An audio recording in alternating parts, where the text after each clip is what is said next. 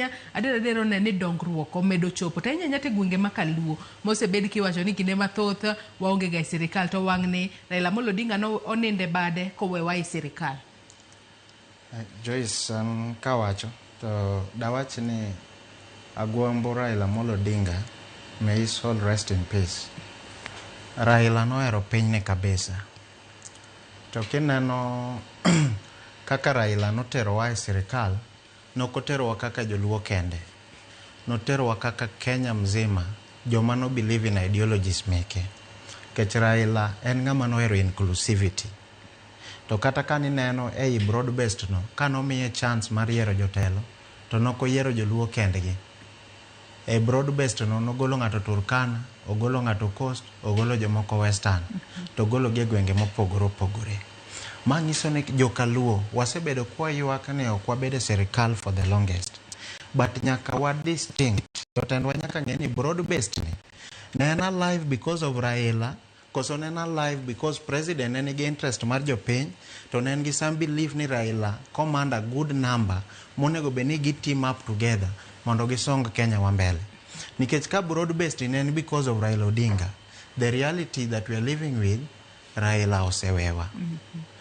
Can this broad based survive beyond this unfortunate event mopowa mar tho mar Raila? Joluo nyaka bed mariek sama gin e broad based, nikech gimomiyo wacho kama en ni ka wadhi e broad based ni giwiwa nono to wadhi wuok nono. Ka wadhi e broad based ni gi psycho fancy politics to onge gima wadhi gain kata chiel.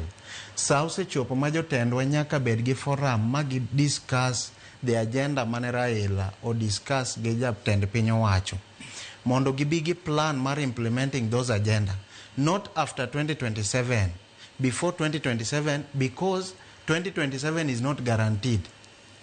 Ng'ato nono nyalo biro. Koro sama wa fix our plan, to nyaka wang'ini wadong gi financial year 2026, 2027, of which of the bed implemented to the last quarter. Nyaka wa fix our plan within. But gima daher kwayo jowa ni wabed uru gi orwok, to wago uru politics magero gandawa. It is for the first time wayudo chance mar yiero jotelo ma have interest of people at heart. Wasebedo kwa miyo jotendwa chance jomo ochayowa. They don't value our concern. Wamiyo jotelo ma implement pachgi. To sa osechopo ma kata jatend piny owacho nyaka chak implement dwaro mar japiny. Nyaka ong'e ni priority mar japiny en ang'o.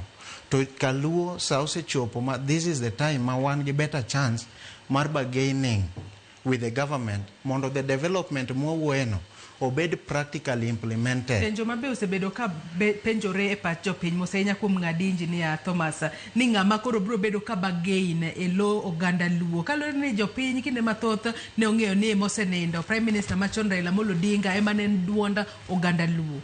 An gima ng'eyo Joyce ni luo community en community mochanore. To luo community onge ga vacuum mar top leadership.